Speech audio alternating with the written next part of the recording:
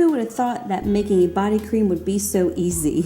This is a recipe that my niece found on Pinterest for a body cream that is great for eczema and different type of problem skin, and actually just something that's very conditioning. 4 ingredients. It took me about 12 to 15 minutes to make this jar of body cream. It contains 3/4 cups of coconut oil, 1 tablespoon of olive oil. It also contains 1/4 cup of finely ground oats, and I put 4 to 5 drops of Rosemary Essential Oil in here.